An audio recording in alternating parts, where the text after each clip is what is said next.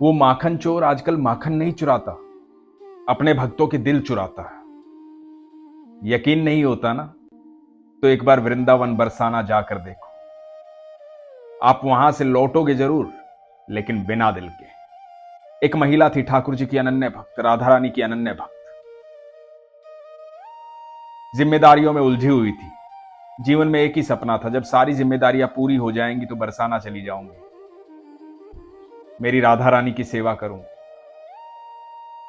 जिम्मेदारियां पूरी हुई, सब कुछ छोड़ करके बरसाना आ गई। बरसाना में जाती मंदिर में, राधा रानी के महल में, कभी झाड़ू लगाती, कभी पोछा लगाती, जो सेवा मिल जाती वो सेवा करती थी। सब जानने लगे थे, बहुत अच्छा व्यवहार करती थी, सबसे प्रेम से बातें करती थी। सब बुआ बुआ बोलने लगे। अब बुआ का रोज आना जाना था राधा रानी के महल में। जीवन में बस एक ही तो काम था, मेरी राधा रानी की सेवा करनी। कोई दुख नहीं होता था, कोई तकलीफ नहीं होती थी, खुश थी, सुख में थी। यही जीवन का सपना भी था कि बस राधा रानी के पास रहना है, मेरे कन्हैया के पास रहना है। मंदिर में जो सेवा मिलती वो सेवा कर लेती थी, बड़ी खुश होकर के सेवा करती थी, संतों की सेवा करती थी, भक्तों की सेवा करती थी, सबसे बड़े प्यार से बोलती थी। 24 घंटे जुबान पर सिर्फ एक ही नाम रहता था, राधे राधे। 24 घंटे जुबान पर सिर्फ एक ही नाम रहता था, राधे राधे राधे राधे राधे राधे। एक दिन गोस्वामी जी ने कहा कि बुआ, तुम इतनी सेवा करती हो, सर्दियां आने वाली हैं, राधा रानी के लिए पोशाक बनाओ ना, कोई स्वेटर बनाओ ना। बुआ बड़ी खुश हुई। बुआ को लगा कि ये गोस्वामी जी ने नहीं कहा, ये स्वयं मेरी राधा रानी ने कहा है, मेरी राधा रानी की पोशाक बनाऊंगी। बुआ की खुशी का ठिकाना नहीं था। बाजार गई, ऊन लेकर आई, सारा सामान लेकर आई और लग गई तैयारी में पोशाक बनाने की। रोज राधा रानी के महल जाती थी, गोस्वामी जी को बताती थी कि मैं तैयार कर रही हूं, राधा रानी की पोशाक तैयार कर रही हूं, बस थोड़े से दिन में तैयार हो जाएगी। और बड़ी खुश रहती थी, संतों की सेवा करती थी, भक्ति में लीन रहती थी। सर्दियां शुरू होने वाली थी। एक दिन गोस्वामी जी ने पूछ लिया कि बुआ, पोशाक तैयार हो गई? तो बुआ ने कहा कि हां, बस कल शाम तक हो जाएगी, कल शाम को आपको दे दूंगी। तो बुआ तैयारी में लग गई।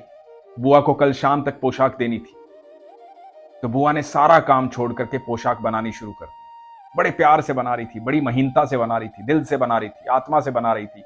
और एक एक धागा जब पिरोया गया था, तो हर धागा राधे नाम का था, हर धागा कृष्ण के नाम का था, हर धागा प्रेम से था। बड़ी सुंदर बुनी जा रही थी राधा रानी की पोशाक, प्रेम से बुनी जा रही थी राधा रानी की पोशाक। बुआ बना रही थी, खान पान सब भूल गई। उधर मंदिर में शाम को मंदिर के द्वार बंद हुए। गोस्वामी जी को प्रसादी लेना था, तो छोटे पुजारी जी ने कहा कि आज पत्तल खत्म हो गए हैं, गोस्वामी जी मैं प्रसाद बांध देता हूं, आप प्रसाद साथ ले जाइए। तो गोस्वामी जी ने कहा कि कोई बात नहीं, मैं प्रसाद ले जाता हूं।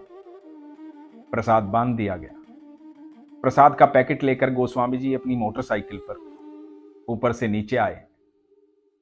नीचे आते ही बुआ का घर पड़ता था। गोस्वामी जी को याद आया, बुआ ने कहा था कि कल शाम तक पोशाक तैयार हो जाएगी, कल शाम को आपको दे दूंगी। तो अभी बुआ से मिल भी लेता हूं, पोशाक भी ले लेता हूं, सुबह मंगला के समय राधा रानी पोशाक धारण कर लेंगे। तो गोस्वामी जी पहुंचे बुआ के घर। बुआ ने जैसे ही दरवाजा खोला, बुआ खुशी के मारे पागल हो गई, आंखों में आंसू आ गए। गोस्वामी जी ने कहा, क्या हुआ बुआ? बुआ ने कहा कि मेरे घर आप आए हैं, जो 24 घंटे राधा रानी की सेवा में लीन रहते हैं वो मेरे घर आए, मेरे लिए तो बहुत बड़ी बात है। आइए गोस्वामी जी। गोस्वामी जी ने कहा कि बुआ पोशाक तैयार हो गई? बुआ ने कहा, हां पोशाक तैयार हो गई, मैं आप ही को याद कर रही थी। और बुआ ने बड़ी सुंदर सी पोशाक गोस्वामी जी को दी। गोस्वामी जी के हाथ में प्रसादी का थैला था। गोस्वामी जी ने बुआ को कहा कि लो प्रसादी लो, बुआ राधा रानी का प्रसाद है, आप ले लो। और बुआ फूट फूट कर रोने लगी। गोस्वामी जी ने पूछा, क्या हुआ बुआ? बुआ बोली, 2 दिन से होश ही नहीं था खाने का, भूख लगी थी। सोचा था अभी पोशाक पूरी हुई है, ये थोड़ा सा नमकीन और बिस्किट रखा है, ये खा लूंगी, पानी पी लूंगी और सो जाऊंगी। मुझे क्या पता था मेरी राधा रानी मेरी इतनी चिंता करती है कि आपके हाथ प्रसादी भेजेगी। तभी गोस्वामी जी को याद आया कि हमारी राधा रानी कितनी करुणामयी है। आज वहां पत्तल खत्म कर दिए और प्रसादी मेरे हाथ बुआ के लिए यहां पहुंचवाई है।